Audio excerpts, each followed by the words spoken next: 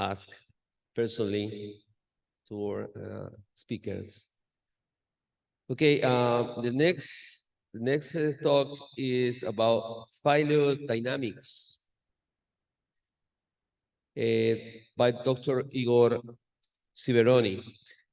Dr. Igor Civeroni is Bachelor of Sciences in Industrial Engineering from the Pontificia Universidad Católica del Perú and PhD in Computer Science from Northeastern University in the United States. His research interests focus on the areas of formal methods with emphasis on the theoretical of programming languages and program analysis and scientific and applied computing. In the area of applied computing, his main concern has been the development of methods and software tools for phylogenetics analysis and the study of infection disease dynamics.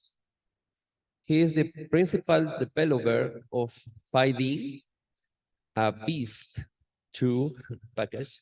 Igor, the name is a little interesting. That enables the user to simultaneously estimate epidemiological parameters and pathogen phylogenies from genetic data, DNA sequences. Before joining UTEC, because now is our dean, no, he worked as research fellow and scientific software developer at the Department of Infectious Diseases Epidemiology in Imperial College London, where he also formed part of the Imperial College COVID-19 response team. He has also worked as a researcher for the University of Reading, Evolution Laboratory, City University London, Department of Computer Science, and the Department of Computing, Imperial College London. Igor, the podium is yours. Thank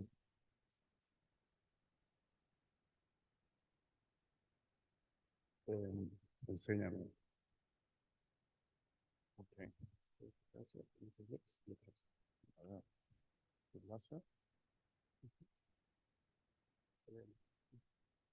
Okay. Hello. I think most of you know me. I'm Igor Civeroni. I'm the Dean of Computing. I just joined 5 months ago UTEC. And not very long ago, well, I'm a computer scientist. And not long ago, I was involved in the area of phylogenetics.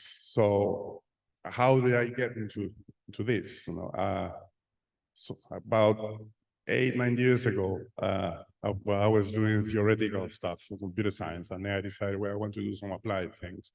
And I got a job at the University of Reading Evolution Lab, where they were working with phylogenies of animal species. They analyze the different traits of animal species, and they also apply these techniques to languages, which I thought that was very interesting. So but I got there as a scientific developer working with GPUs, which gave me the chance to go then back to Imperial College, because I started a long time ago at Imperial as well, to work with phylogenetics. So we will be, well, phylogenetics is directly related. It's applied to the study of infectious diseases. And well, oversimplifying, what we're going to do is we will be working with, well, sorry, well, some kind of model. This model will be incomplete. This model will be informed with a series of parameters, and which most of them will be unknown. So the game here is that we're going to have some data, and then we're going to infer the values of these parameters, and then we can crack our model and get some results. So in the context of AI, this is not, we don't use neural networks or what is mostly thought as AI. Also, we are in the context of, well, AI is basically learning from data. So we want to see some techniques to learn the parameters for the model from data, okay? So in the context of infectious diseases, we're going to be working, what's going to be our model? Well, our model is going to be what is called a mechanistic model. is a model based on compartments. I think most of you now, after COVID, know about the SIR model, the CIR model. So this is you split the population into compartments, and you specify the dynamics of the disease with a system of ordinary differential equations. Okay, and these ordinary differential equations use some parameters which are, when we start the disease, the analysis of the disease, we don't know all these parameters. So we need some data. This data is usually a report of number of infected people, zero prevalence, so in general, population data of the epidemics. And then we get, when we get this, we do the analysis, we get the value of our epidemiological parameters, which could be rate of infection, rate of progression, death rates, or the famous value R, okay? Then we run our model, and when we get, see, the trajectory of the disease, of the epidemic, okay? And based on this, then we can decide in what stage the disease is. We can make predictions and decide on interventions.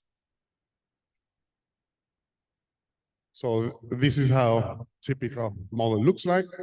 We have a set of compartments susceptible for infections and recovered in the case of SIR model. And that's how our equations look like. So we have an infection rate or a recovery rate, etc. So we are interested in the estimation of these epidemiological parameters. In this case, for example, beta and gamma, using different methods. If we have data where this can be turned into an optimization problem. So, you've seen the trajectory before. We can see the data as dots in our trajectory. So we want to make the best fit. So this is a typical optimization problem, which can be solved using maximization, maximal likelihood. Or we can do some kind of sampling, because instead of the best value of the parameters, we want to have a distributions of these parameters, so you could do a Bayesian analysis using, for example, MCMC. Now, we can also have different kind of data. We can have DNA sequences. So what can we do with DNA sequences with respect to infectious diseases? So we're going to need a different kind of model, and this model is a stochastic model of evolution that explains how DNA mutates. We're going to have different kind of parameters. We're going to have a rate of substitution of our DNA, a molecular clock, or a topology, where we will see of the tree that explains the evolution of, for example, a virus. And we're going to have, again, another kind of analysis. We get, values for our parameters, and our main result is what is called a phylogenetic tree, okay? So this is going to be our workhorse in this area. This is what we work with. Now, so we usually have population data. We have our, we kind of know each disease has its own mechanistic model. We don't know the parameters, but we use the population data to sort this out. No? So the first question is, given an incomplete mechanistic modeling of infectious disease, the question, how can we estimate these parameters? Let's say we don't have population data. Right? So, for example, at the beginning of an outbreak, you don't have such data. All this data is incomplete or false. So, what doesn't lie? DNA sequences.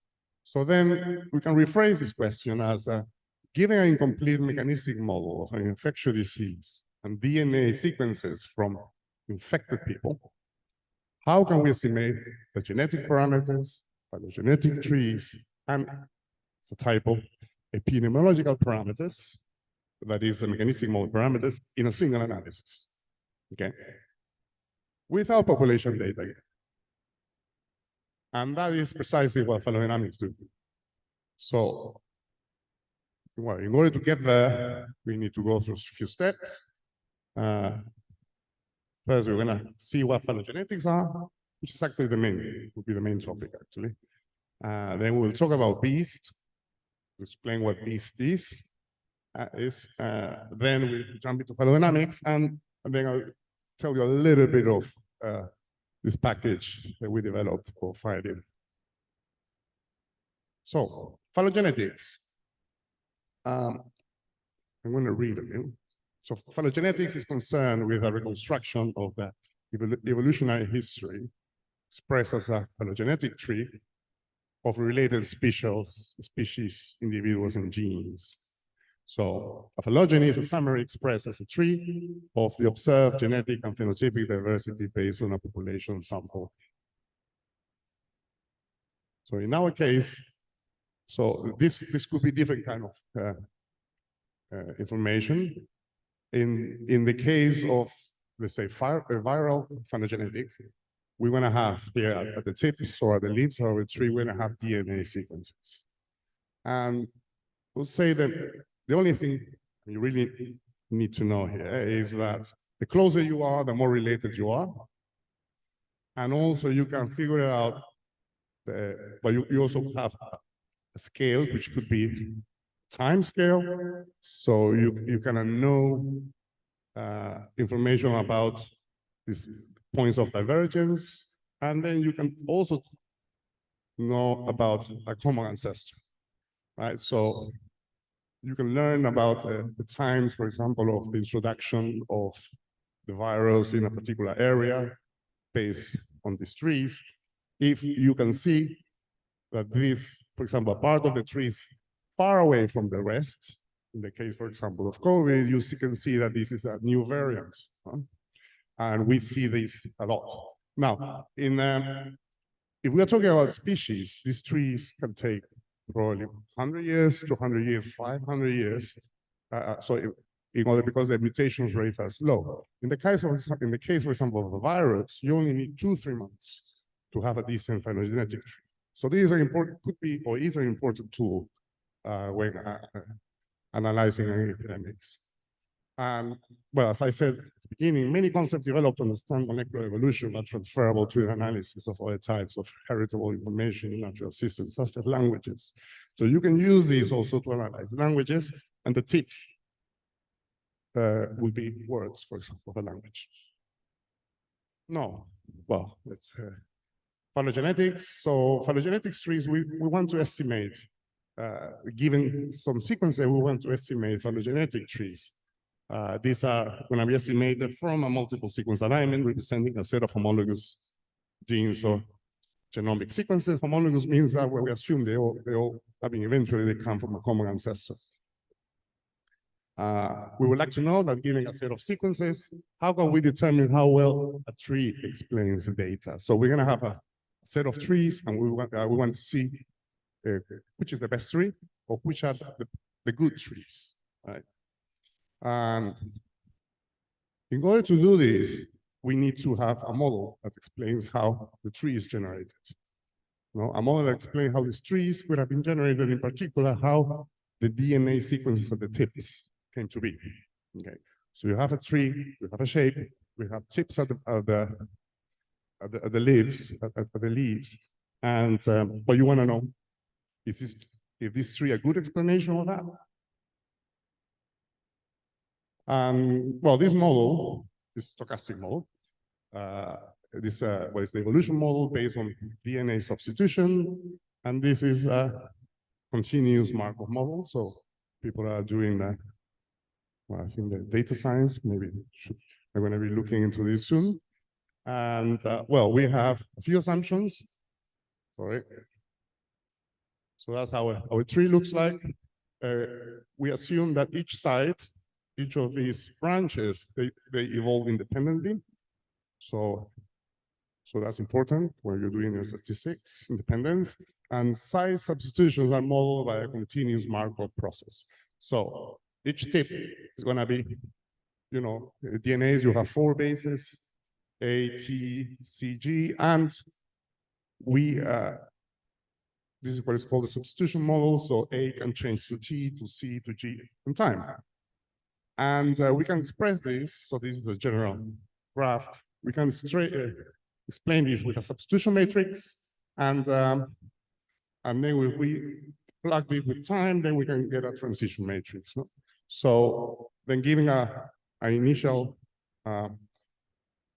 DNA sequence, then we multiply by this, then we can have a set of probabilities of how the sequence is going to look like in the future or in the past if we go backwards. You know, but this is standard. So that's it's been used for a long time. So what we wanted to answer is how good this given data, how good this tree is, right? So one way to evaluate a tree's goodness would be to calculate the probability of the data given the tree under the statistical model of DNA evolution. So you have a formula, we have a Markov process. Using that, then we can compute this probability. And well, someone's probability is someone else's likelihood. So this is called the phylogenetic likelihood, the likelihood of the tree. Again, giving a tree, you know, how likely is that we got those DNA sequences at the tips. And well, the stochastic model is used to make this calculation. And some guy called Felsenstein, actually he came up with this formula, the probability, and he also came by with a efficient algorithm to do this. It's called the pruning algorithm, which can also be easily parallelized, also implemented with GPUs, etc. Okay, so now we have a way to assess, given some data, how good a tree is, or how likely is that the data came giving a tree. So, okay, so we're gonna be working with trees. Now we're gonna have to compare, we're gonna have a universe of trees. So how big is this space? So for example, we have n taxa, which will be the number of tips. How many combination of trees do we have? So we have 4 trees. We're only dealing here with a topology. So we have 4 tips. How many trees can we form? 15, not bad. So we have, here we have 5, not 6. We have 6. Then we can have 105 trees. And notice, this is only the shape. We're not talking about the length of the trees, which is another, which adds extra level of complication. We have 6, only 6 tips. We have now 945. Of course, we're going to be dealing with more than that, 500 tips, 400 tips. So this gets exponential. So it's a complex problem, therefore an interesting problem. So we're going to be looking for the best trees. This is an optimization problem, but here we have what is called a non-Cartesian space. So how do we traverse this? Well, yeah, we can develop a method different than the usual for like maximum likelihood. But these methods, you know, rely on efficient first derivative, second derivative. How do I differentiate trees? Well, there's current work on that, but we're not going to use that. But in these cases, when this kind of thing is hard, what do? You sample. So then we jump into the framework of Bayesian analysis. We have Bayesian phylogenetics instead of maximum likelihood. So again, going back, we want to determine the probability of a tree given some genetic data. And then we can compute this using Bayes' theorem. For example, we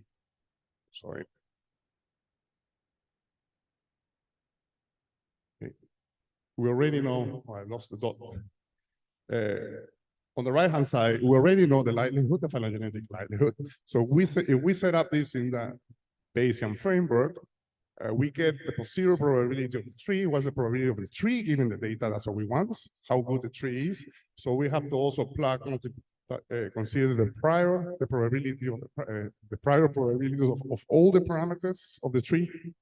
And underneath, you have to divide that what is called the marginal normalizing constant, which is usually very hard to compute.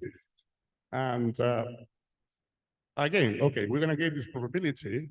Therefore, we want, well, we don't want to say we don't want the best one, but we want to learn the distribution of trees, and then focus on the best trees. And one of the methods to do this, so you need a strategy to traverse all the space. of trees. We already know, you already know how to compute how a tree, how good a tree is. So you use what is called some Markov chain Monte Carlo, okay?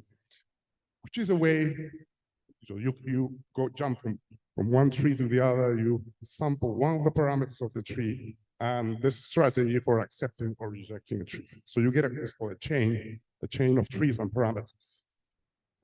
So you can produce a sample of trees from the posterior probability distribution without knowing the marginal likelihood, sorry for the typos, which is the hard part at the bottom. When you sample, when you use MCMC, you don't need that part.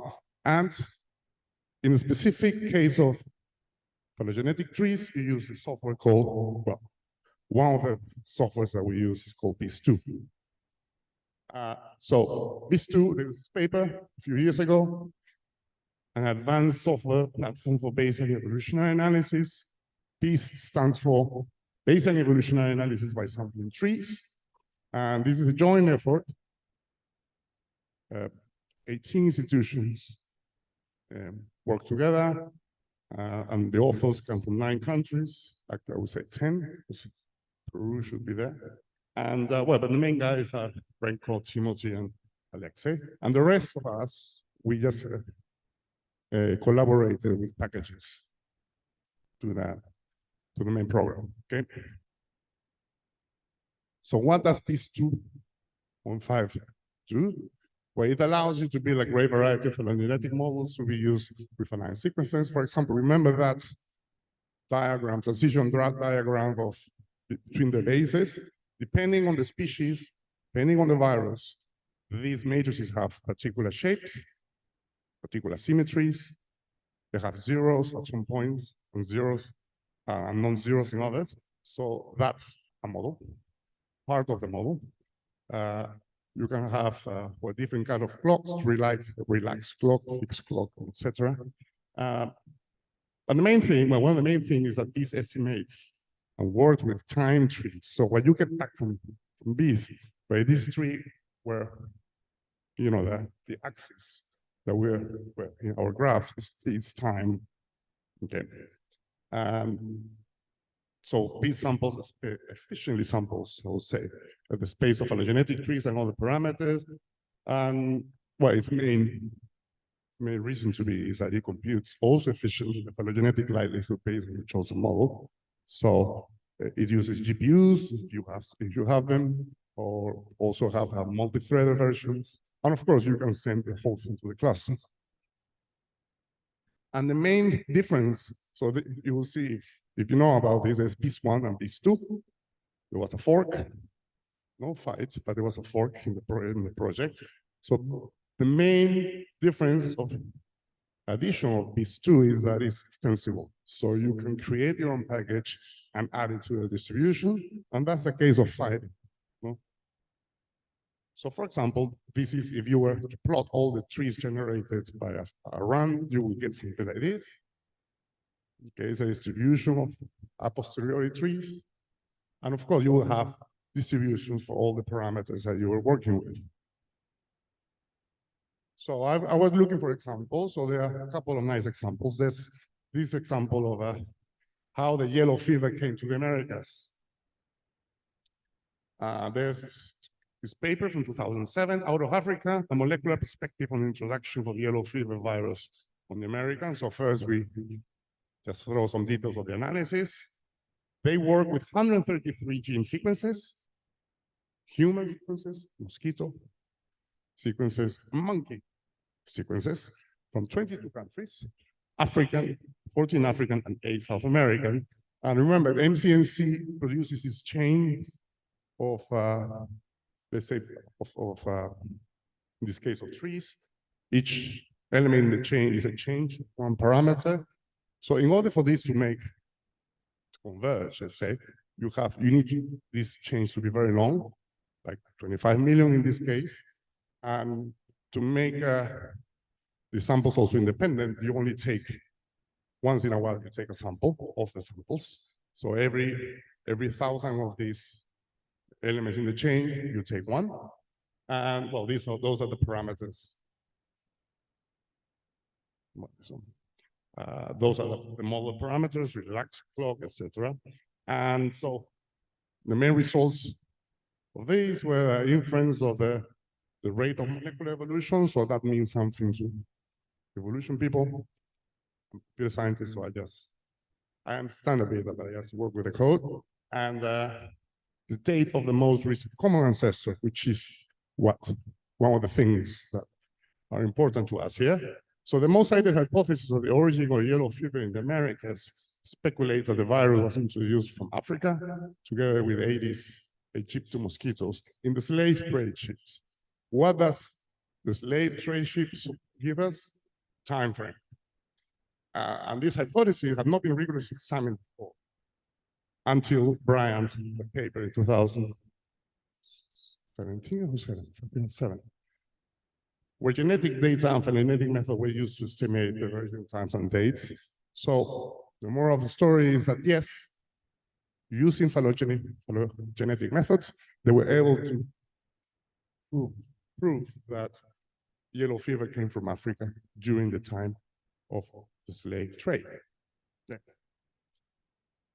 So probably for this, what was that, 500 years, 600 years, or 300? So you had a long tree. You can also work with shorter trees. For example, there was an interesting work by Nuno Faria where they figured out where HIV came from. Congo, apes. So you need samples from apes and from people from different parts. That's called phylogeography. Right. So we're back to the initial goal. We have population model, ODs, parameters that we don't know. We don't have population data, but we have DNA sequences. How do we join this together? Right. So we know from that sequence that we know we can build these nice trees, which can give us interesting information. But if I have a model, an OD model, can I learn information from this? And vice versa? Can I make better trees from this analysis? Where the question is yes, the answer is yes. And that's precisely what phylodynamics do. Okay? So phylodynamic links pathogen phylogenetic properties with population dynamics. For example, population dynamics, we're going to be working with the trajectory of the epidemic. You know, that graphs of SIR in time. We're going to be using that. So it allows the simultaneous estimation of phylogenetic and epidemiological parameters from the sample of pathogen sequences. We're going to be working mainly with viruses. And so phylodynamics, but in phylodynamics, phylogenetic inference needs to relate a model of the epidemiological process, our population model, our SIR, for example, with a model of the population genetic process, the DNA substitution. And of course, we need something else. And our formula, it's not surprising that it's another stochastic process called the quality. So what do we have? We might have a phylogenetic tree, a population trajectory generated by a mechanistic model. Let's say we are sampling, we have some values, and DNA sequences, plus the probability of a tree giving a set of genetic sequences on the main likelihood, is called genetic likelihood. So we would like to add the probability of a tree giving a population trajectory. Yes, 4 minutes? Okay, right. So we use this coalescent model. The coalescent model basically goes from the bottom to the top. And we're going to jump on this. So basically, we have a nice formula for giving the population trajectory. We can say how good the tree is. So we can link those together. We can expand it to structured populations. Sorry, I need to run. I forgot to say that I tend to run late in my talks. So that's what Finding does. So this paper, Bayesian phylodynamic inference with complex models, where Finding is a B2 package to perform Bayesian phylodynamic inference using structured population, things like the SIR model, and complex dynamic models. And where Finding implements a complex version of the coalescent developed by Eric Walsh for a great variety of population processes. So, of course, you can map with a new solution. You have to test it with previous cases. We tested it with Ebola. We got good fits. The famous Ebola outbreak in Western Africa. We also tested it with seasonal influenza in the US. We also got good matches. And finally, COVID came. In the UK, they did a great effort of sampling. So we have a lot of information, which was difficult to analyze because it's difficult to do this when you have a lot of interventions. But we came up with this paper, Genetic Evidence for the Association between COVID-19 epidemic severity and timing of non-pharmaceutical interventions, lockdowns. And so the question was, what's the effect of the non-pharmaceutical interventions during the epidemic? The problem was that there's no data, population data, so that's where phylogenomics came in, but we have DNA samples. So that's kind of explanation. We did different kind of analysis, and the short answer is because you need to tell the people something, right? So they trust science. The interventions did reduce the number of cases. Okay. Even though it seems like a simple answer, but there's a lot of science in order to say that. Okay. And yeah, the package also for, I think, for cholera and other diseases. And if I didn't do a good job, or actually, if you're interested to hear more of this, my colleague, Manon Ragonet-Kroning, she's coming to see Machu Picchu, but I've told her, please give a talk. So she's going to give a talk on insight into COVID-19 and influenza transmission through the analysis of viral genetic data. That should be on the week of the 26th. So stay tuned. She's going to be talking more about probably more from genetics. Thank you.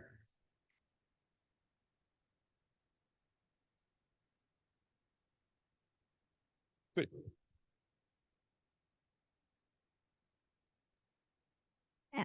How do you plan to address the scaling issue for analysis tree? And if sampling was the solution, how can you be sure it provides a rich representation of all the data? Sampling and representation. How do you plan to address the scaling issue for analysis trees? Okay, so for trees, there are different ways, well, dealing with it. Once you get a sample, you can get a tree that actually represents all your results.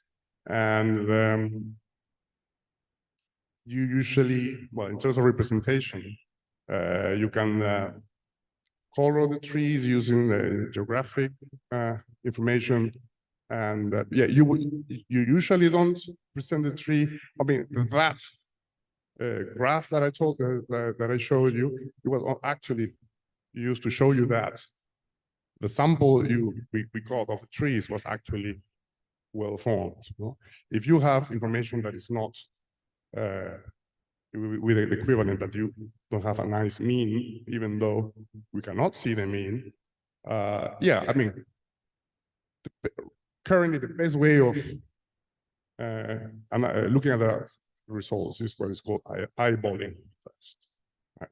And then once you have the trees, then you can analyze the distances between variants, and then you can determine also formally, okay, you see that this might be a variant, but then you compute the distances between the tips, and then you can see, okay, this is officially a variant. And once you get that, you isolate the data, and then you do other kind of analysis. Like, for example, we determine that when the variance was actually a bad one, right? Not necessarily a variant is dangerous. No? So yes, graphics is the first, and then there are numerical.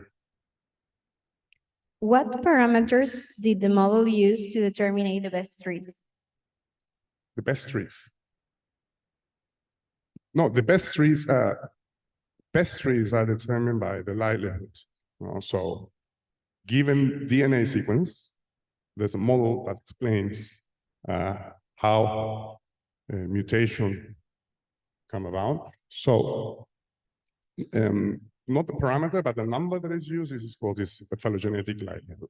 And that kind of tells you this tree is not good. So it gets punished in the analysis. Thank you. Thank you, Igor. Thank you so much. Okay, we have another presentation now.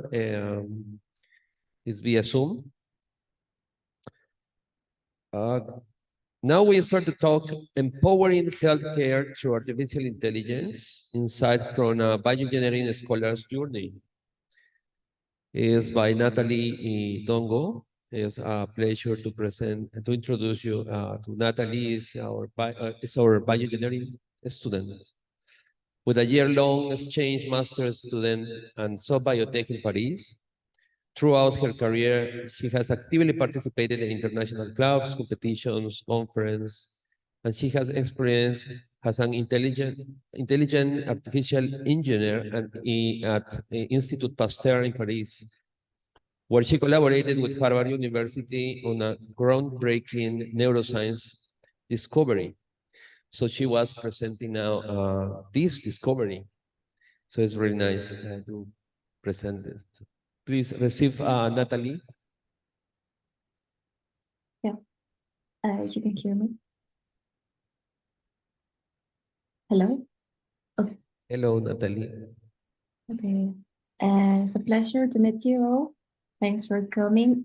Today I'm going to talk to you about empowering healthcare. We can't hear you. Can you hear me now?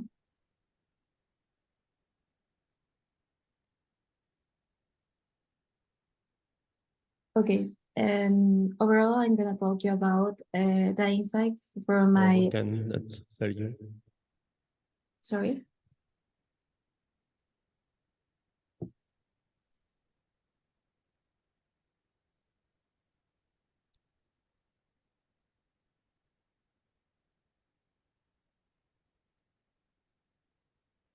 Hello?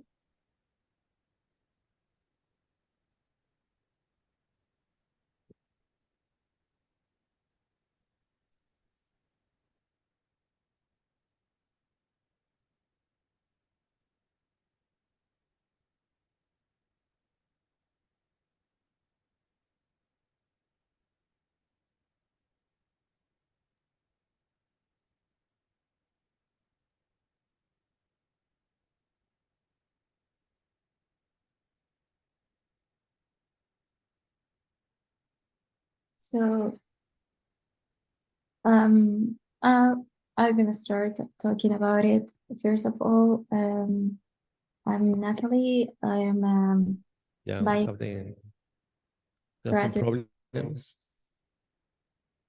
Sorry.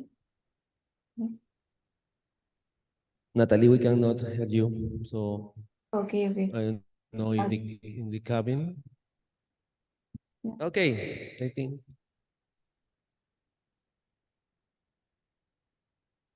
Hola.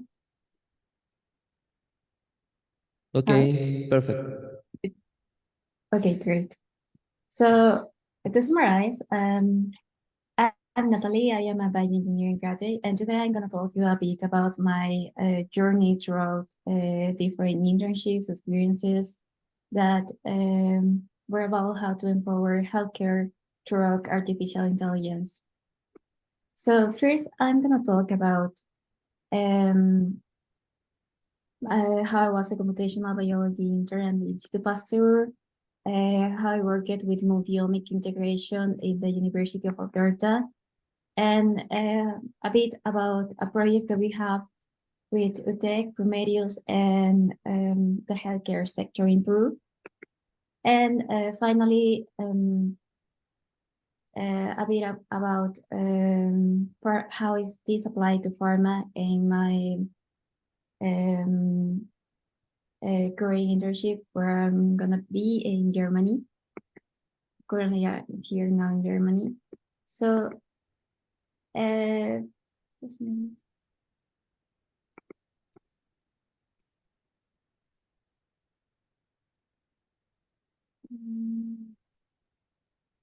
Good. So, First, about talking about the multi-omic integration. The thing is that I wanted to talk all this because I wanted to talk you about how artificial intelligence could be applying for image processing, for genome proteomics, immune data analysis, and overall also with protein modeling. So regarding my internship at Favaloro University, I worked with to diagnose disease resilience using multi-omics integration in the Metabolomic Innovation Center under the supervision of Dr. Wishart. So we basically analyze data about metabolized immune proteins, DNA on pigs who were exposed to different diseases, and also took some drugs. So the idea was to diagnose, it is possible to predict when those pigs are gonna die using all this data since the moment they are born. And this has different implications. For example, we could use less less drugs when we raise animals, and also we can apply this for medical precision with patients. So for this experience, I used some basic machine learning algorithms as the KISS nearest network, the random forest, register regression, supported vector machines, that are basically mathematical functions in order to classify different classes. And the idea was to classify those pigs that could die early or late. And what we found so far was that more than using this information with pigs, we could find that it is not necessarily an individual outcome. Moreover, the lifetime of those pigs are produced by the interactions between them. So it's more like a social phenomenon. Those pigs that were raised together and share the same kind of illnesses will have a short lifetime or a long time. So it is more a phenomenon that will be more explained about the interactions between them. So this is one part of artificial intelligence that was machine learning. And now I want to talk to you about deep learning. So this was my experience at Institute Pasteur, where we trying to describe neurodevelopmental process in the cerebellum in the laboratory of Chiara Sorsolo, the membrane traffic and pathogenesis. So basically, we extracted a piece of portion of the cerebellum, and we analyzed it using electron microscopy and deep learning methods in order to see if there was any kind of connection between neurons. So you know that neurons cannot communicate through electrochemical signals without having any physical interaction between them. So the idea of this was to demonstrate that actually neurons can have physical touch. So we used convolutional neural networks in order to classify and segment those cells. And just to talk about our convolutional neural networks, are learning algorithms that are designed to process great data such as images, videos, through operations in matrices. So for example, here you can see how we can use it in order to classify tissues or in order to segment organelles. And this was the way how we can reconstruct along 20 pairs of interconnected cells and make high resolutions studies. And this is a part of artificial intelligence and how it could be correlated with computer vision to study biological processes. So far, we found like the neurons could have novel connections between cells that are TNT types. This means tunneling nanotubes, very thin structures between cells that can serve as for communication or immigration processes. And another outcome of this study was that it was published in Science Advances to demonstrate those tunneling connections. So far we have another project that is with Promedius and the Center of Bioengineering UTEC to analyze some thorax radiographies in order also to use CNN, but just to classify between different diseases. And this is done using the software from Promedius, deep learning, and radiographies. But this is a part of how artificial intelligence can be applied in order to improve diagnosis in medical healthcare. And finally, just a bit short, I wanted to talk about pharma discovery, how we can use protein molecules, and a bit more complicated part of artificial intelligence are called graph neural networks in order to find interactions and affinity between molecules and possible pharma drugs. And if you want to think about graph neural networks, you can think more about how neurons are connected, so it's three-dimensional, and each neuron could process an operational unit that could be related to the three-dimensional way of a protein or molecule, and this could help us to predict their affinity, and maybe not. This could help with the mathematic part, and also to discover new pharma drugs in an easier way and faster.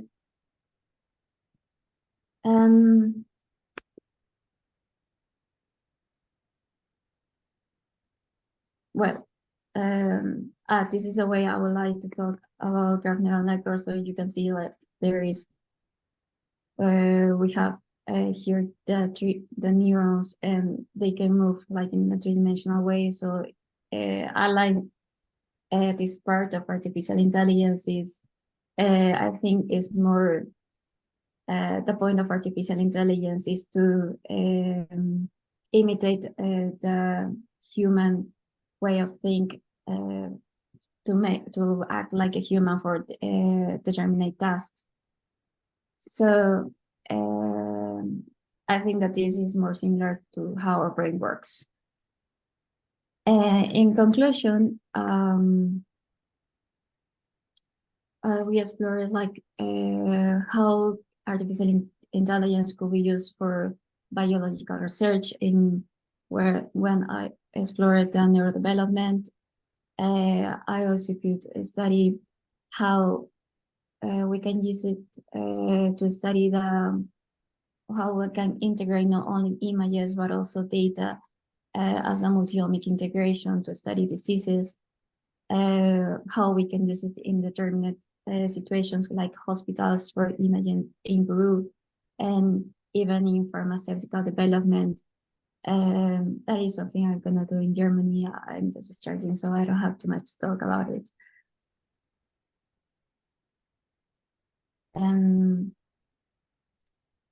As also, this means that it can bring opportunities and challenges, because artificial intelligence is something very new. Everyone is talking about it. Maybe it's something we will have definitely to study a mandatory study course in the future, and is reshaping healthcare with innovations and precision. For example, ChatGPT has been demonstrated to predict with a 90% of accuracy medical diagnosis. And how this could be also an opportunity for developing countries to address healthcare disparities and to enhance accessibility and affordability But however, this also means a challenge because those regions also face significant barriers such as infrastructure limitations, lack of expertise, and data privacy and security concerns. But overall, I think I see something new is something we can get into. So let's embrace this transformative journey, be the years of change and collectively shape the future of healthcare. Thanks for listening.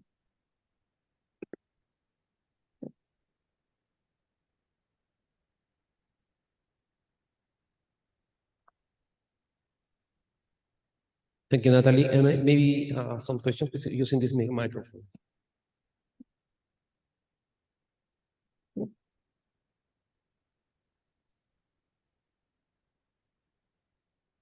Please, if you want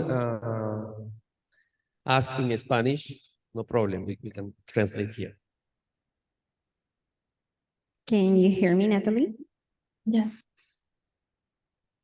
Okay. What protocols are you currently using for pharmaceutical discoveries? What type of architecture are you using for protein modeling? Okay. I haven't started yet this internship, but the idea is to use graph neural networks that are this kind of three-dimensional CNNs in order to make a grid that could accept any size of form of protein to predict the affinity with determined molecules. So that's the idea. But yeah, if that's a methodology.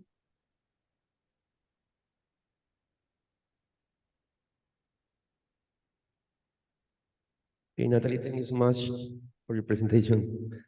Please applause for.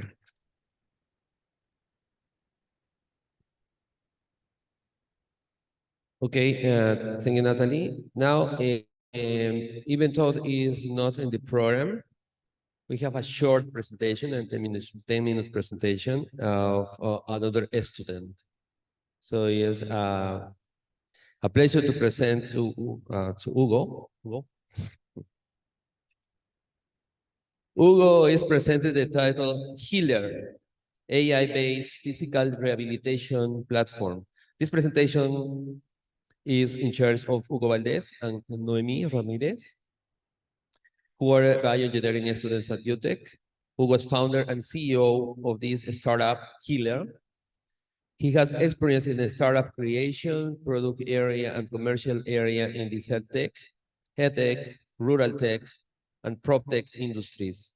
During his career, he had the opportunity to participate in the startup incubation and acceleration programs. Noemi is co-founder of COO at Healer. She has experience in advanced analytics and project management areas using service design and data science to optimize processes across health tech, telecommunications, and agro-industrial sectors. So it's a pleasure to present you.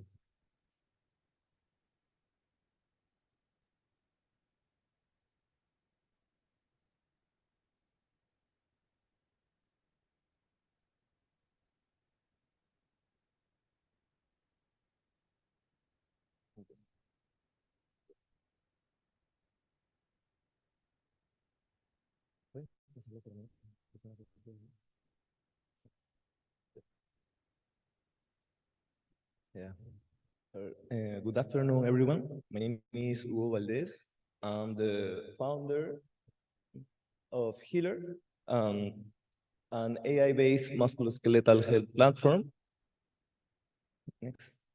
This is me in 2011 when I was practicing martial arts, and I had a severe injury in my lower back and dorsolumbar scoliosis, which incapacitated me for 6 months, forcing me to use this dorsolumbar corset.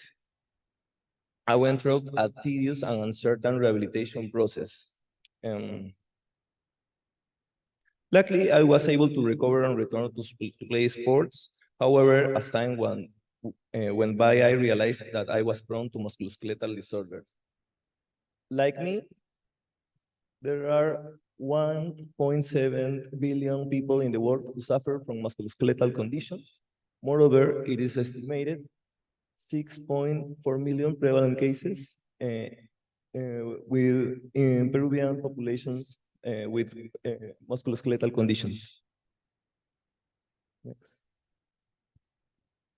As far as we know, AI is becoming an invaluable tool in the treatment of musculoskeletal disease and chronic conditions. So now we will explore how 3 companies are transforming medical care in this field through AI. First, let's start with Thor Health, a company that empowers rehabilitation through sensors, wearables, and AI data analysis. Thor Health use motion sensors to detect and alert when the patient has a wrong posture. Also, they collect information from the smartwatches to personalize the base program provided by the doctor. Secondly, let's move on to Hinge Health, a company that specializes in the rehabilitation of spinal cord and joints. Like Thor Health, they use also wearables AI algorithms to personalize telerehabilitation, but they also focus in use AI to provide to their patients a virtual physiotherapy chatbot. Finally, let's talk about Kaya Health, a company that even they have a staff of specialists in rehabilitation. The heart of their company is a mobile app to provide a real-time feedback of posture during exercises. As far we explore these companies, know more about how AI made an impact in healthcare, especially in musculoskeletal conditions, we can recognize areas such as motion analysis or medical analysis imaging.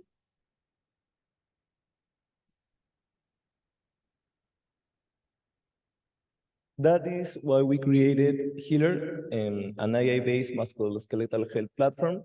And we have a physical telerehabilitation program for patients that is personalized, accurate, remote, or hybrid. As a startup, we had legal support to provide assistance to the patient in Peru. We have terms and conditions of use for the platform and personal data privacy policy. We developed a digital medical history adapted to the physical medicine and rehabilitation. Next. This is our AI tool to support diagnosis. We have a postural test and stature triangle test. And this is another AI tool to support diagnosis. We developed an AI tool for the range of motion for the joints of the body. This is a right hip abduction test. As Team Healer has developed a platform of telemonitoring to patients with musculoskeletal disorders to support doctors' diagnosis and guide the patient into all the journey of telerehabilitation, and also make a continuous telemonitoring. So if you have any musculoskeletal injury, you can easily get in touch with us through our website, which will redirect you into our WhatsApp channel. In this step, we will schedule with you a meeting with a doctor to resolve any concerns about our program and give you access to our AI data analysis tools. In all the journey of the rehabilitation, Healer team are going to be close to you to guide in all this process, make a monitoring with AI tools. Also, our platform have include digital medical history, one analysis through the AI tool per week, a medical consultation session, guide prescriptive exercises, and a continuous telemonitoring during the month. Currently, we are proud to announce our recently partnership with a private rehabilitation center in Peru called Rehab Center. And also we are in the process to achieving a collaboration in research with one of the most important rehabilitation center in Peru. And actually we have 5 active patients in our program. And also we're happy to announce that our recently recognized as winner of UTEC's Venture Incubation Program.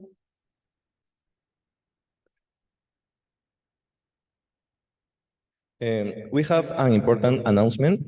During these months, we have been able to consolidate our tools into a single web environment, and we have successfully received approval from a specialized medical center in physical rehabilitation medicine to use this environment. I present to you Healer Trace. This is the first tracking and traceability system based on AI for patients undergoing physical rehabilitation in Peru. In the environment for specialists, this tool allows us to view the patient's personal data and the diagnosis of musculoskeletal disorder, along with 2 important attributes. First, the patient pain perception, and second, the AI tool.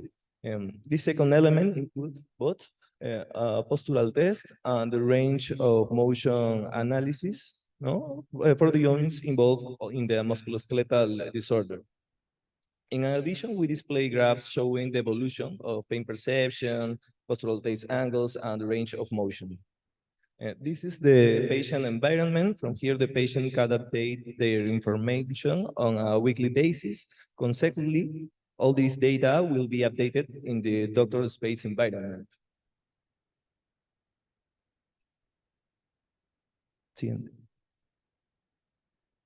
This project has been made possible thanks to the support of this extraordinary team consisting of Rosario Jacome, Harold Suarez, and Sebastián Tuesta as biomechanic analysts, and Luis Golac and Sebastián Loza as software developers. And the founder team is made up of Noemí Ramirez as COO and co-founder, and the speaker as CEO. In addition, we have a team of mentors, Dr. Karen Amaya, Engineer Alonso Agapito, and Bachelor of Law Mariana Rojas. Help us ensure that all patients suffering from musculoskeletal disorders achieve the best possible outcome in their respective rehabilitation treatments through the use of AI technology. We invite you to visit our contact channels. Thank you for your attention.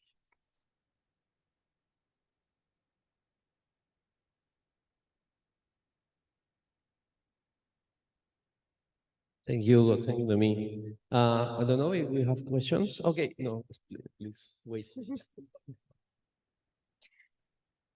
What kind of AI architectures does your data analysis tools use? What might be the input data and the expected outputs? Yes, our input data is an image of we give an indication of the patient to, for example, if we make analysis of the posture asymmetry, we need an image of in different postures, in sagittal or coronal or frontal, transversal, to analyze in different channels the asymmetry of the patient. And in the output, in many of the cases, is angles of range of movement, for example, to the flexion of the back or the extension of the cervical column. And our architecture algorithms can make into different algorithms that is also studied in previous researches, for example, MediaPy or CV2 or OpenCV. How much does it cost to use the platform, or is it free?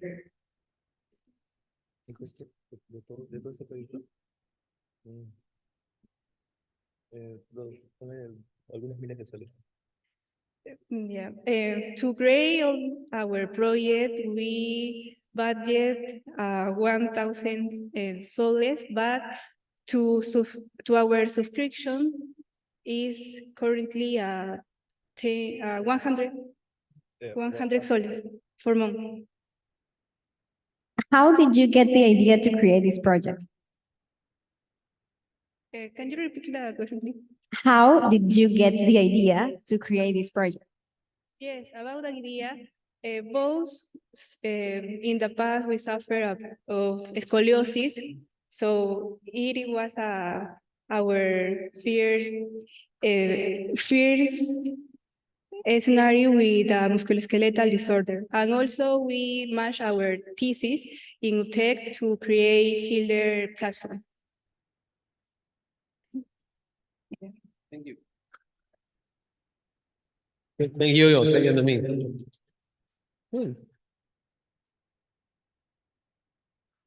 They are asking for a picture, so.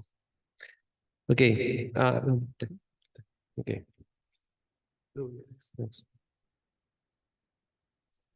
Okay, thank you so much.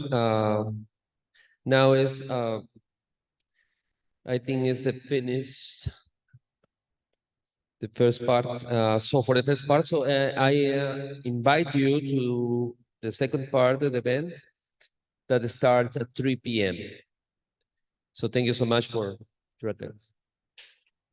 Thank you.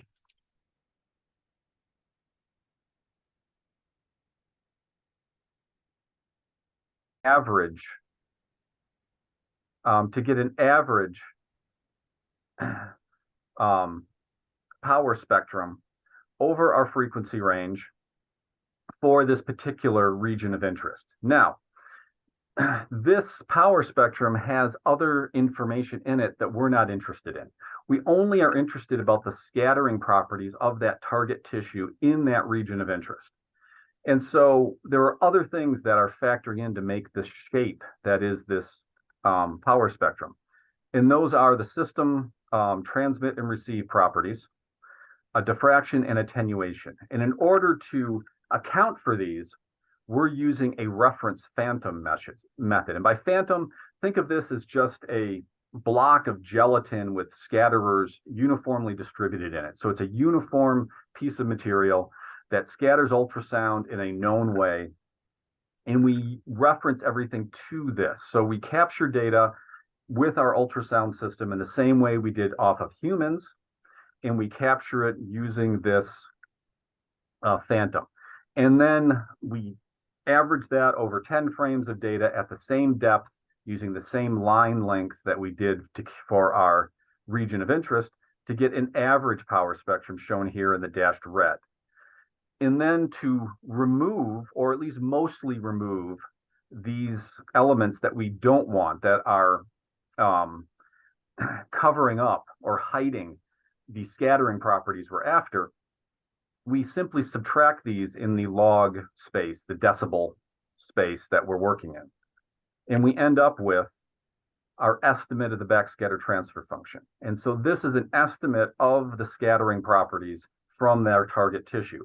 And it's at this point that we start to bring off parameters that we're going to feed into our machine learning algorithm. And so these parameters, integrated backscatter. So we just sum the area under the curve. This is sort of an idealized intensity value for an ultrasound image. We then fit a line to it, and we get a slope, midband fit, and an intercept value. And we then look at the extreme values. So we look at the maximum power, we look at the minimum power, we look at the relative frequencies corresponding to those. And these are sort of our basic 8-point data set that form our input data. And we get 8 of these from the fundamental spectrum. And then there's also a spectrum that's created during propagation that is twice the frequency of the fundamental, the second harmonic spectra, that we also get another 8 parameters from. And exactly how all that works physics-wise, that's for another talk. but effectively what we get 16 parameters we can use as inputs into one of our classification approaches. Now, we worked with and analyzed both random forest approaches and support vector machines, and the random forest in this case we found to work best. So our training sets. We got over 700 ROIs out of the data set from 92 of the 140 subjects. We had 125 fibrous, close to 400 of the hemorrhagic and necrotic core, and then 135 for the calcium. Now, we only get data out of the 92 subjects for a number of reasons. First off, insufficient plaque. And so quite often we would get the plaque would be removed during surgery, and the surgeon would want most or all of it to go to pathology for clinical analysis. And so we weren't able to get that plaque. But in most cases, we got most of the plaque, in which we were able then to form the basis for our data. But we did lose a fair amount from that. If we did get enough plaque, a common occurrence was that we weren't able to, with confidence, match our histology slide to an ultrasound image. And then even if we were able to do that match, we sometimes lost some data because we had a good slide, we had lots of plaque, but the plaque was not homogeneous. It was a mix of things in the same area. So we didn't feel confident that our region of interest was going to be representing one type of plaque. But with all of this, we got sufficient data to move ahead. We actually subsampled to get a subset of the hemorrhage and necrotic core down to 125 because we wanted a balanced set of training data. We didn't want the machine learning algorithm to look at these numbers and go, oh, 477, 125, 135. If I just classify everything as hemorrhagic and necrotic core, I've got a 60% accuracy. Done. So not that the algorithm thinks that way, but it does tend that way quite often. And so we wanted to balance so that it wouldn't be biased in its classification. We then used 2/3 of this data for training and 1/3 for testing.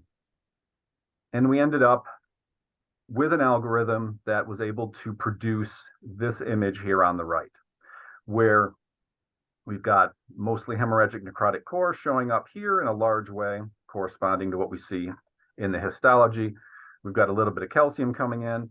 It's not perfect by any means. It is very coarse, but it does provide an interpretation, a reasonable interpretation of sort of what this plaque is and how dangerous it is, we hope. So is this good enough clinically or not? And the answer is we don't know.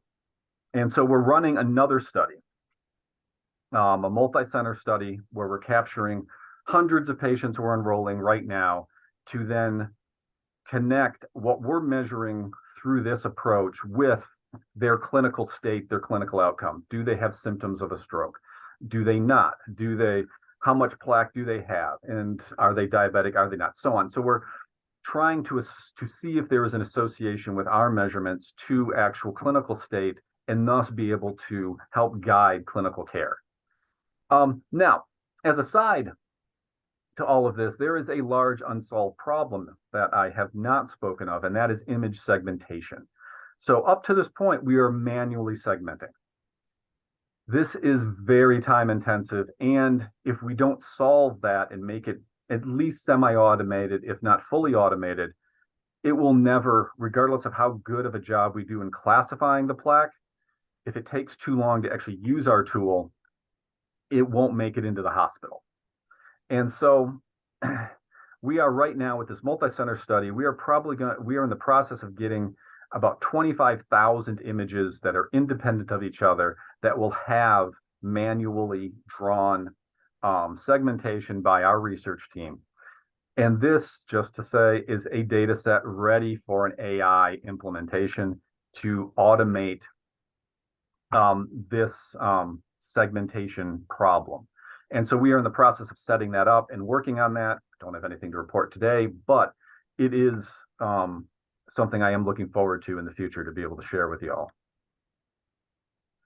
So a second piece that we are working on here is ultrasound monitoring of ablation to treat atrial fibrillation. So atrial fibrillation is when, here we've got a picture of the heart, is when the atria are beating rapidly and out of time with the rest of the heart. This can be discomforting, but also damage the heart over time. And so it affects millions of people around the world. And what we're doing here is actually putting an ultrasound catheter, an imaging array, into the right atria to then image the ablation procedure, which is happening in the left atria. And so they go in and ablate and try to kill off part of the heart while it's beating to disrupt these electrical signals so that then the atria will work in conjunction with the rest of the heart. And so the way they go about doing this, and so on the right here is an image of a three-dimensional reconstruction of an atrial chamber with these four veins coming in from the lungs, the pulmonary veins, and these dots show where they have ablated around the veins, because the general understanding of what's going on is the signals are rattling around inside the veins and then coming back to cause the atria to contract out of time with the heart. So if they can electrically isolate the veins through ablation of the atrial tissue, you can disrupt that signal rattling around and you can get a normal sinus rhythm happening in your atria. Now, these surgeries to do these ablations, unfortunately, have a recurrence rate of about 20 to 30%. And that just is not acceptable. So these folks are in there for a few hours on the table, having the ablation procedure done. At the time they leave the table, they're isolated, atrial fibrillation is gone, but then over the course of weeks and possibly up to months, the tissue recovers. It wasn't fully ablated. And you get atrial fibrillation recurrence. So we recruited a number of patients for this who were receiving their first time for their pulmonary vein isolation treatment. And the data we collected prior to ablation was a series of ultrasound images throughout their atrial chamber, along with ECG data. And then afterwards, we would map this to these electrical mappings of the heart. So purple shows you where the heart is, the electrical, sort of the voltage measure on the surface of the atria is changing as it should throughout a heart cycle. Red is where it's not changing at all. So it's not contracting effectively.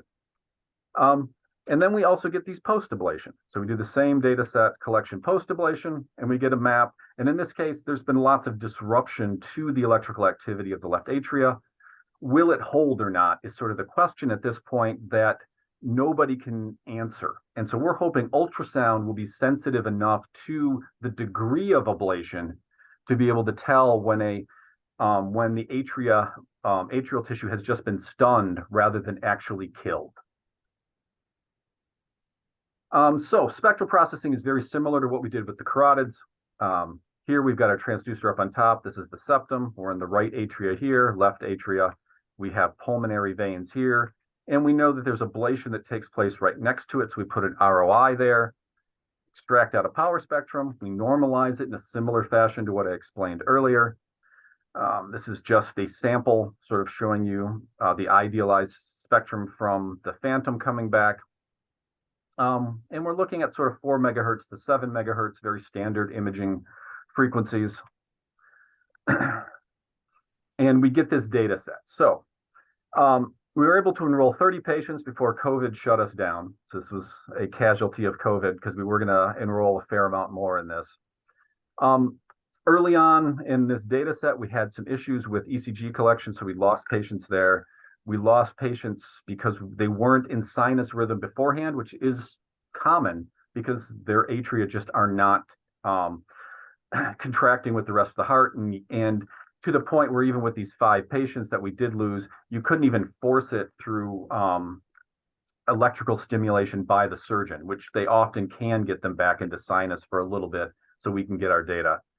And then we also had some, as a learning curve here as well, we had some shadow from ablation catheters, which we solved by the end of the study, where that wasn't happening anymore. But with all of that said, it's research. We were able to get 14 subjects, and from that, we looked at the integrated backscatter. So the sum under that curve, sort of our first parameter we generally look at, and we looked at it between unablated and ablated at 3 different points in the heart cycle, end diastole and systole and atrial diastole, which is a little bit before end diastole for the overall, for the ventricular perspective. And as you can see from the p-values, nothing. There is nothing of use right here. This, however, didn't surprise us, because what we were really looking for was looking at the cyclic variation of the integrated backscatter. So looking at how the integrated backscatter changes throughout the heart cycle. So some work done with myocardium in humans shows that it changes by about 8 to 9 dB over the heart cycle. That's a fairly significant change in backscatter coming back. And what we also know is that for folks who have a myocardial infarction, so there's a blockage of the coronary artery and part of your heart is muscle effectively dying.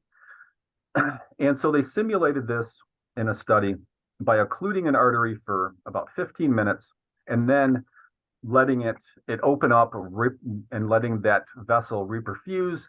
And what they found was that the cyclic variation dove down to a very low level and then bounced right back up within the matter of sort of 10 to 20 minutes, and it was back up at a good level. The sort of current state of the art for determining if a portion of your myocardium is healthy after a myocardial infarction is the thickening it does when it contracts. So when tissue contracts, it thickens. You can think of this as, flexing a bicep. Other things, that bicep muscle thickens. Same thing happens with the heart. And that thickening doesn't happen. So they also measured that. I don't have that shown here, but it recovered maybe 20, 30% after 2 hours. So the cyclic variation of integrated backscatter is much more sensitive to stunned tissue, myocardial tissue, than other measures. So we're hoping it can do a decent job for monitoring ablation.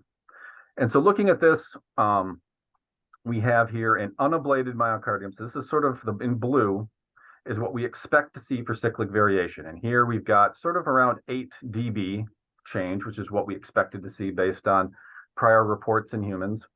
And once it's ablated, it flattens out a lot. So is the cyclic variation, is that going to be useful for us? And the answer is yes.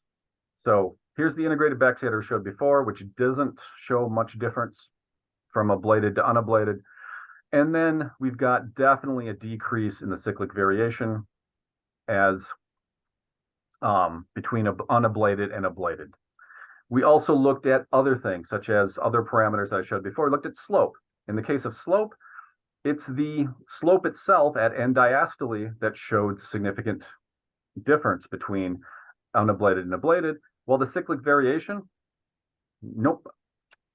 For the intercept, both at end diastole and the cyclic variation values were found to be significant. So we got 4 out of 6 parameters here, and you should be thinking at this point, let's put this into a machine learning algorithm, which is exactly what we want to do. However, we weren't able to do that yet because we don't have enough data. So we're in the process of trying to build on this data, capture more data in a more precise way at this point is where this project lies. We've got some other limitations that we're trying to fix, and we're working on that end of things. But that is where we're at. This is at least some of the folks who have played a major role in this research team, and I thank you for your time.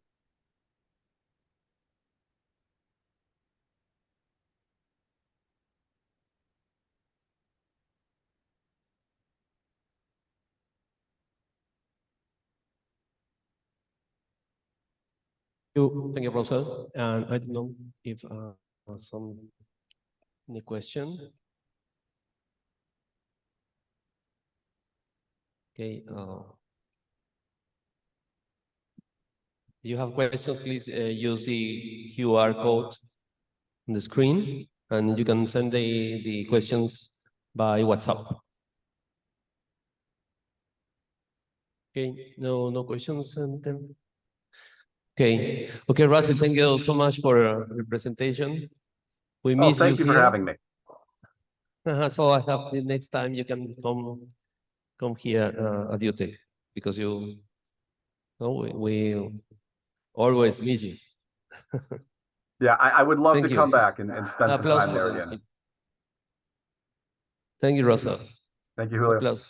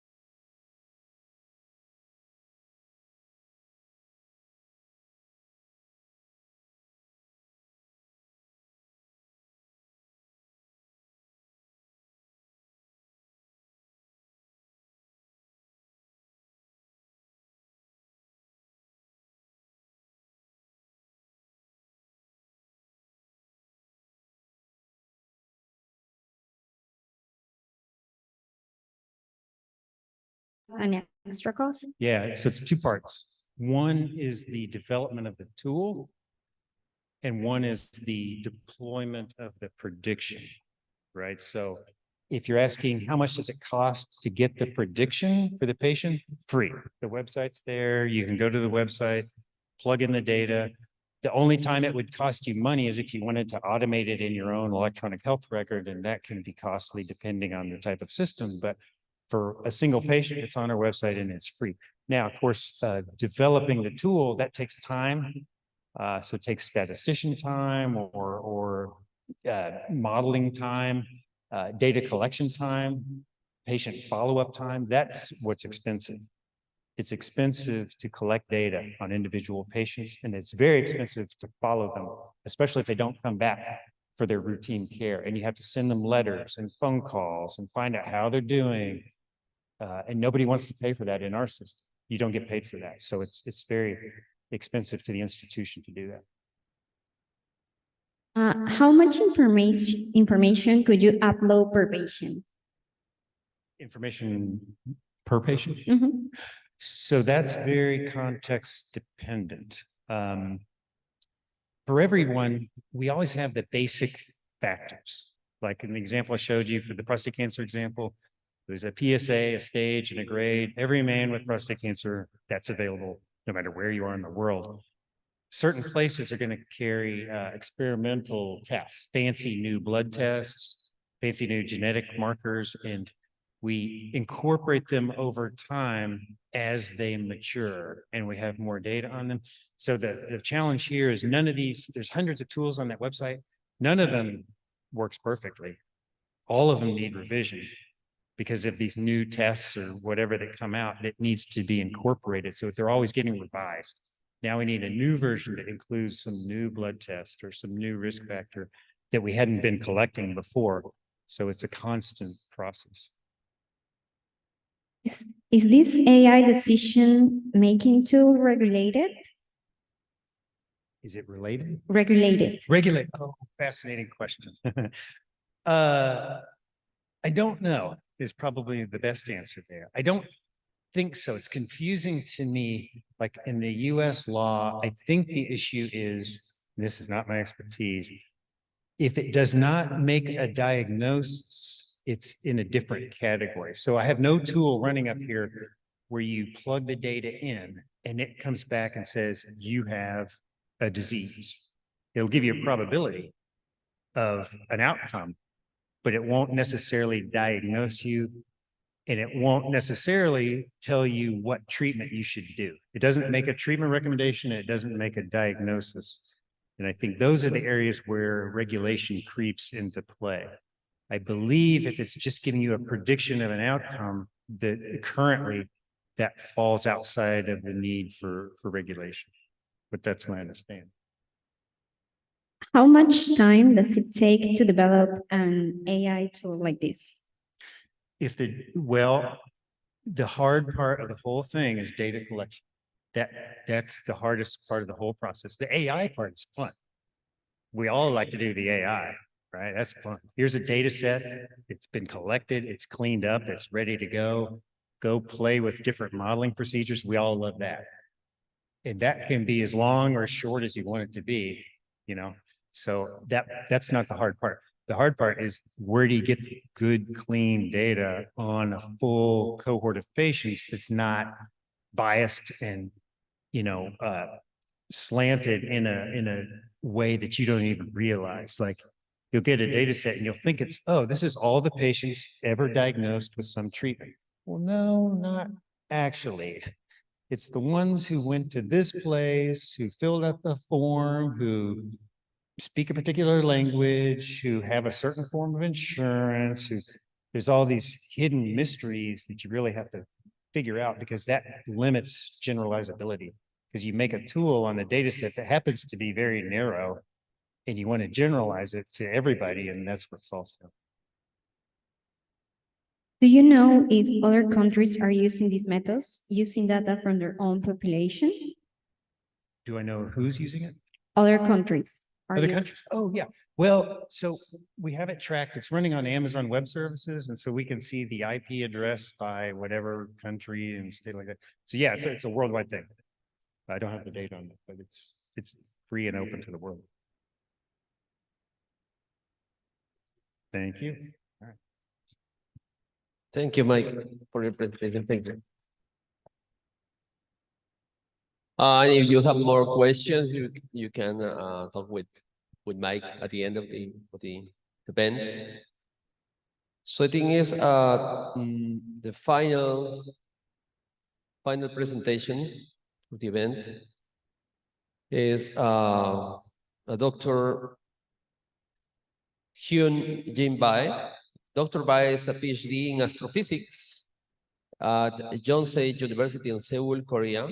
He has conducted various studies related to supermassive black holes. He worked as a postdoctoral researcher at a medical imaging and intelligent reality laboratory at Asan Medical Center in Seoul, Korea, and has a research fellow at the University of Ulsan College of Medicine. He is co-founder of Promedius Inc. and is currently serving as the CEO of the company. Dr. Bae went UTEC, I think 1 month and a half ago. So it's a pleasure to have you again, Dr. Bae. So the podium is yours. Thank you. Thank you, Julio, and thank organizers for inviting me here today. I'm Hyunjin from South Korea, and now here is 6 a.m. in the morning. So I'm going to present here today is AI applications for medical image analysis, basically based on the solutions we made over the 4 years at Promedius. The Promedius is a medical AI startup spun off from Asan Medical Center, which is one of the largest hospitals in South Korea.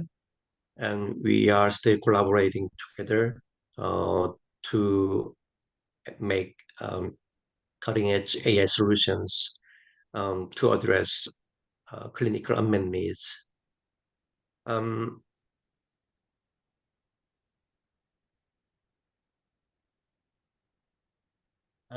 a CEO at Promedius, and we have a world-renowned expert in medical AI and global businesses.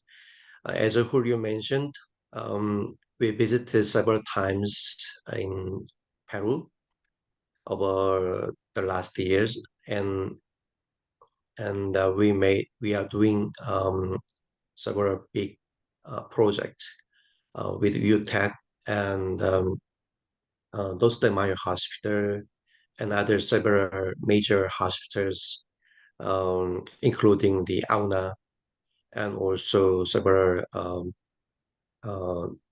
hospitals in the local area. Our mission is to make healthcare more accessible and affordable for all with AI technology. Especially, we are targeting 2 major sustainable development goals.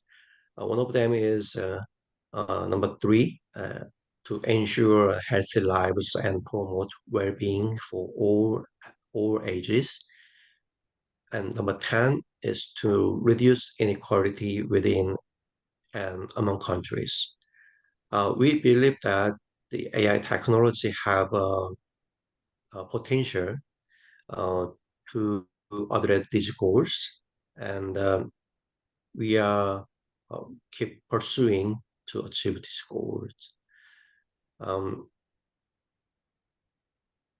Today, I'm going to talk about our solutions into 2 parts. One is the specific disease called osteoporosis, And the other part is consists of the our medical imaging platform called ADENT to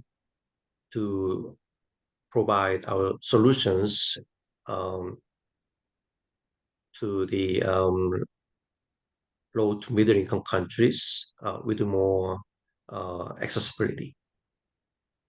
So the first part is the our solution for osteoporosis.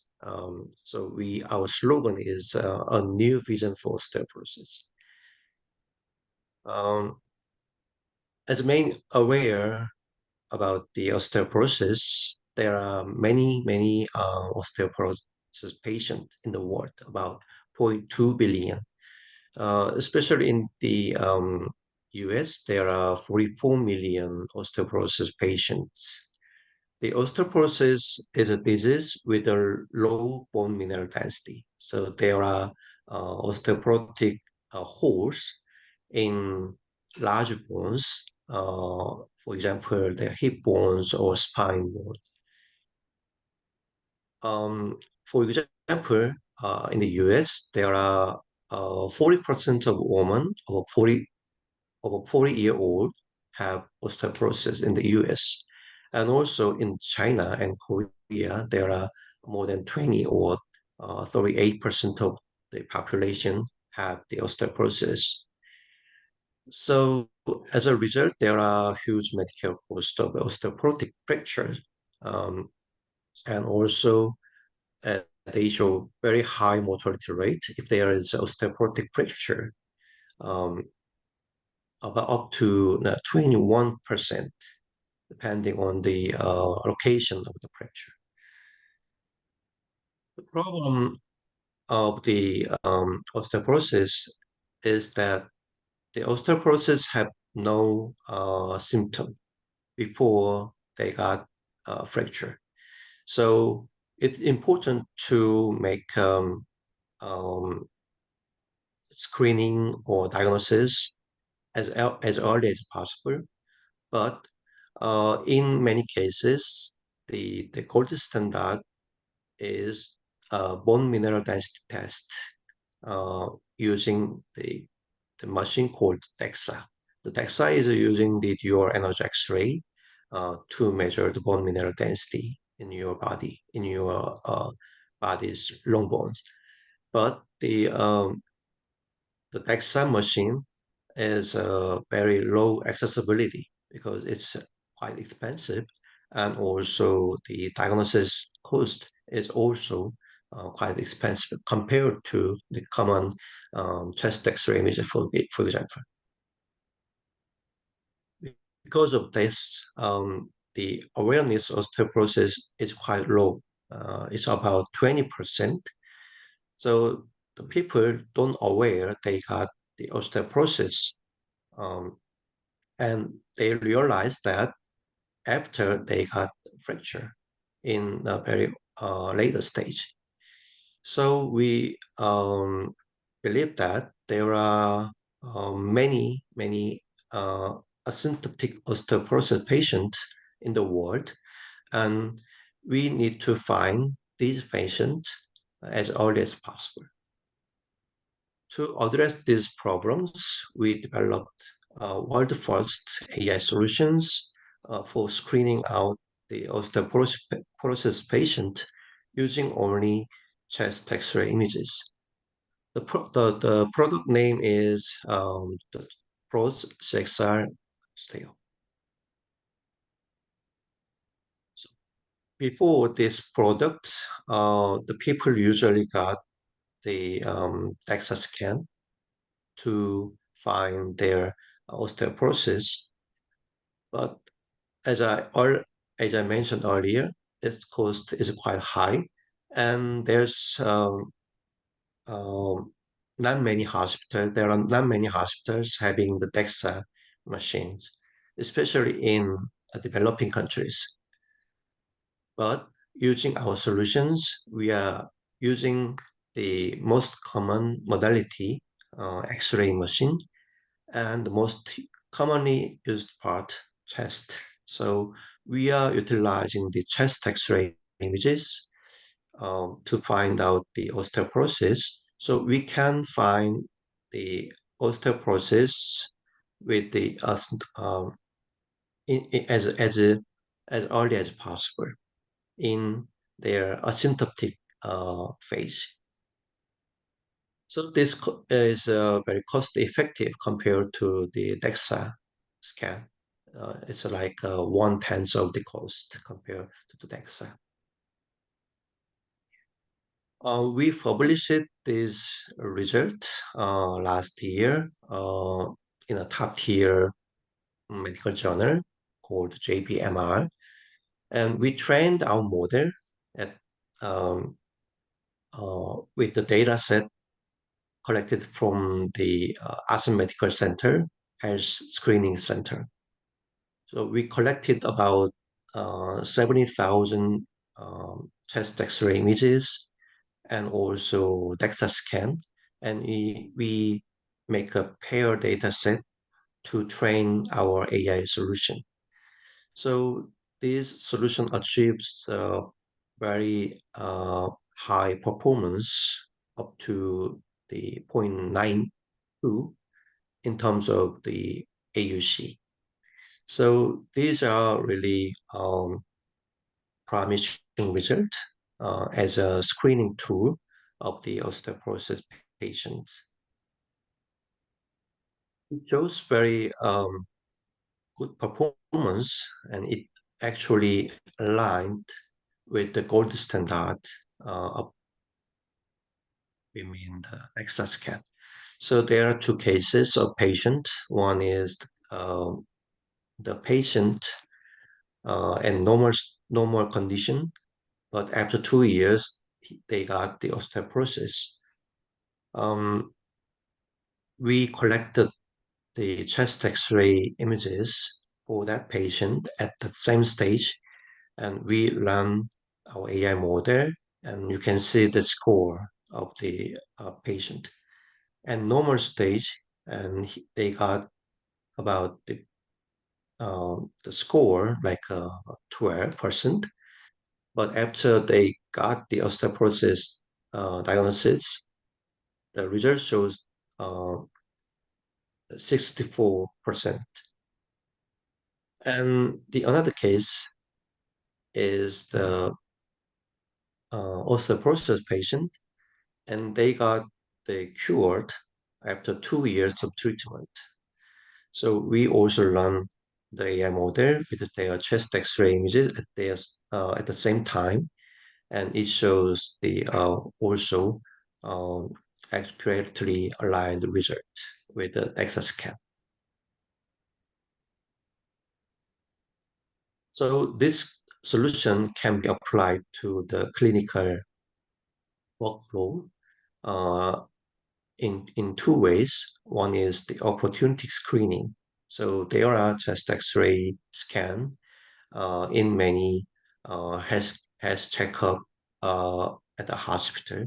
So they can find osteoporosis patient with his chest X-ray images, and then they can do the diagnosis using DEXA, and also they get the monitoring of the osteoporosis treatment using the chest X-ray images. So it can benefit all the stakeholders regarding the osteoporosis. So it can reduce the huge, substantial cost in public health and patients by reducing the osteoporotic fracture. And also hospitals can make a revenue using this diagnosis, and also pharmaceutical company can expand the market, so they can also have this benefit from this solution. So we are now in work with the many companies like X-ray device company and PACS company and pharmaceutical companies to provide these solutions worldwide. There's a huge market in the world, like 1 billion for each continent, and the Latin countries have also like a 300 million US dollar market. So our go-to-market strategy is to make a scientific evidence for insurance coverage and to enter the national screening guidelines. So we are now working on it, and there are a long way to go because this is medical device, so we need to regulatory approval for each country. But now we can say that we will get the FDA and CE up to the until the 2026. So we believe that it will be available in 2027 in most countries. So the part 2 is called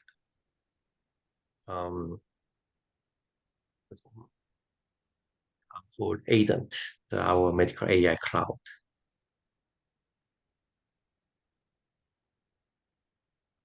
As you may aware that the diagnostic imaging such as X-ray is a very essential part of medical care everywhere.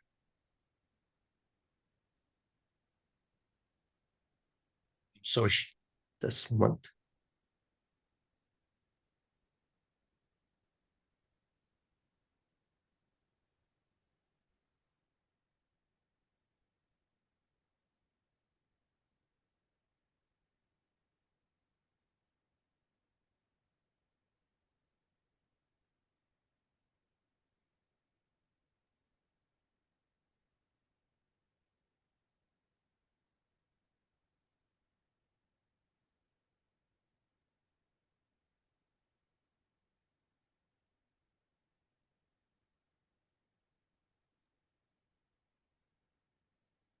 Sorry, there are some interruptions from outside because this is very early morning.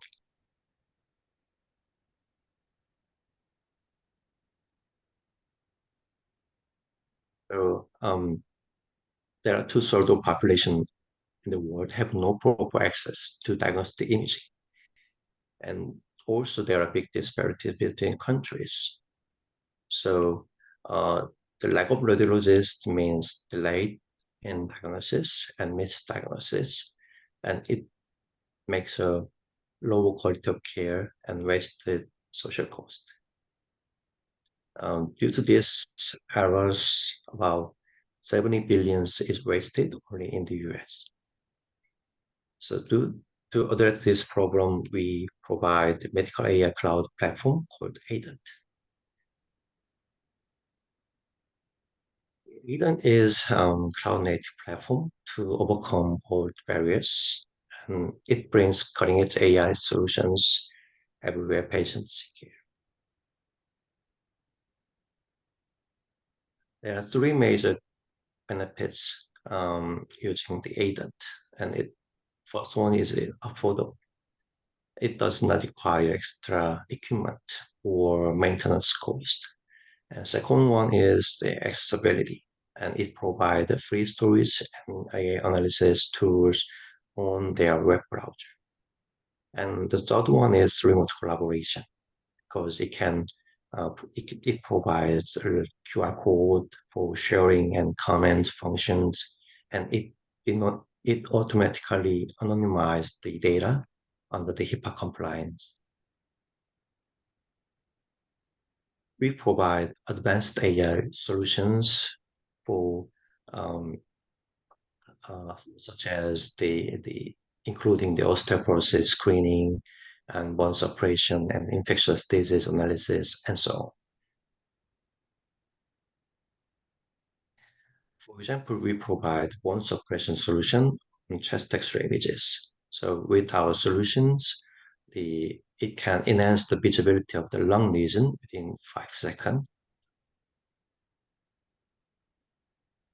For example, this is commonly used chest X-ray images, and you can see the bones naturally.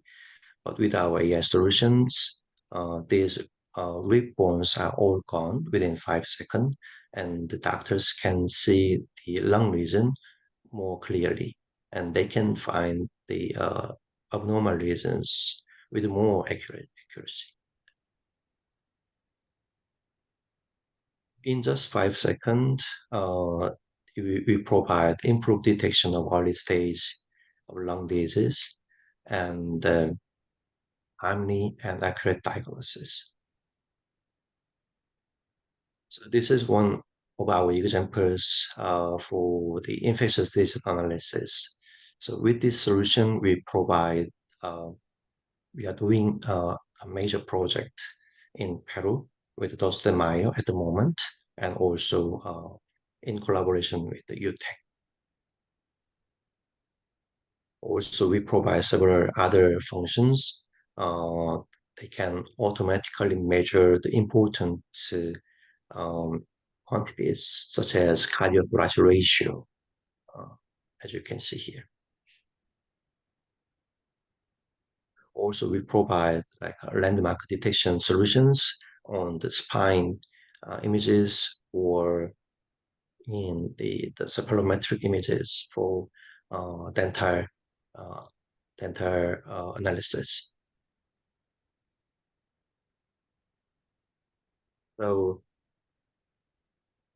I believe that you may aware of this famous popular quote: "The AI won't replace physicians, but physicians who use AI will replace those who don't." So I believe that this is a major trend in the world. So the AI will be a very essential part of clinical care in the world. So please keep an eye on this development, and please support the startups like us. Yeah, thank you very much.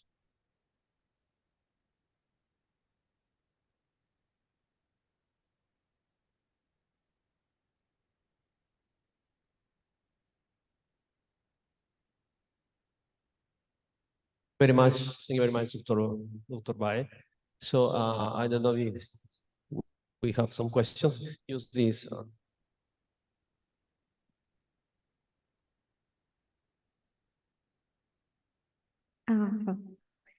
How many patients minimum do you need for generating one of these AI solutions?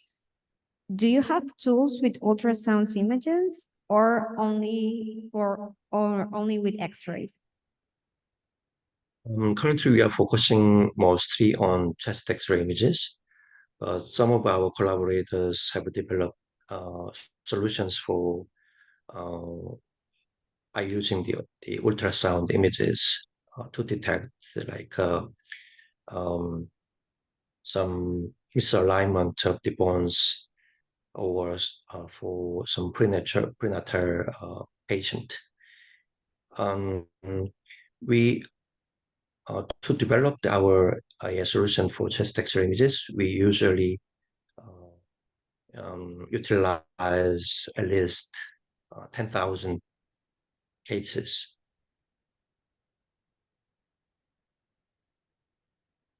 And also we need to have more data for the external validation of our performance. How much is the cost of the cloud service? The cloud service is basically free, up to 20 gigabytes of storage and 300 analysis per month. And if they want to use more analysis per month, they can buy a higher tier options, but the price is quite affordable, which is very similar to the Netflix subscription. What are the challenges when developing an AI in medical imaging? One of the major challenges is to make the solution get a regulatory approval for each country. It takes lots of resources in terms of money and time. It can be up to at least 1 year, or in some countries 2 years. So it costs a lot, especially for startups like us. And the second one is to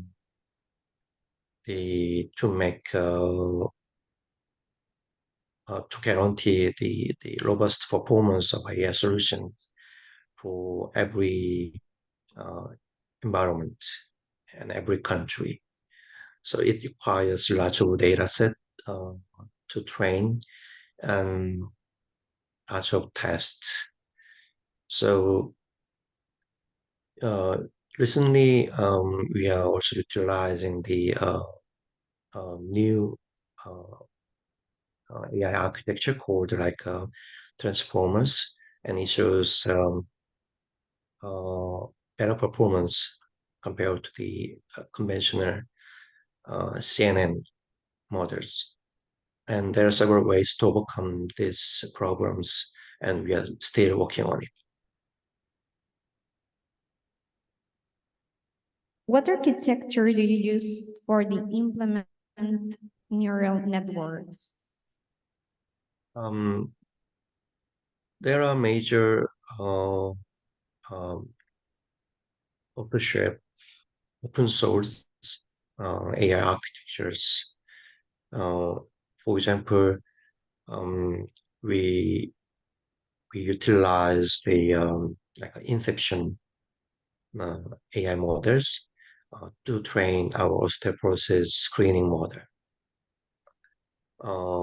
Even though we made some improvement of this architecture, but basically we utilize this kind of open source model at the beginning.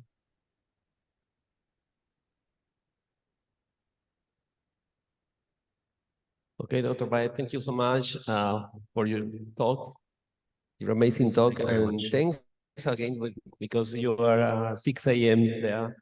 Here is 4:30. So thank you so much. It's a pleasure to see you again. I think by screen, but next time I think it will be in person. Thank you so much. An applause. Thank you. Okay, I think it was the last presentation.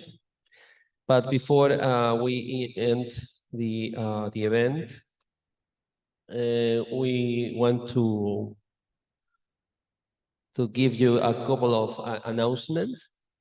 The first one is in the next year. Obviously, you have the bioengineering department and the Center of Bioengineering, no, el Centro de Investigación en Ingeniería. Normally realize the event, the Cleveland Clinic UTEC Summit. No, this year is not is replaced for this event, but the next year we will coming back. We are coming back with a huge event. It's not only key talks, but posters as well, presentation, and some challenge for students with some prizes, good prizes for innovation. So give attention for the news. And the second announcement is about we are launching the Master in Biomedical Engineering next year. So the call is very soon for apply. And the classes are starting in September 7th, the next year. So it's a good news. It's a lot of work to launch our master and our first master in biomedical engineering in Peru as well, using different technologies and with Cleveland Clinic as well. So it's a good news. So after that, I think the first thing is thanks again, Sebastian, and thanks, Mike, for coming, for far away. So I'm very happy you are here. And thanks our students and professors and the faculty and guests here for attend this event. I think I hope you learn a lot.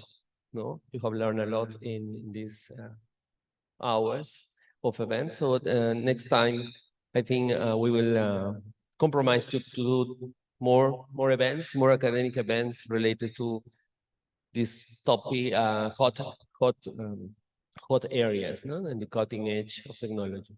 Thank you so much, and good afternoon.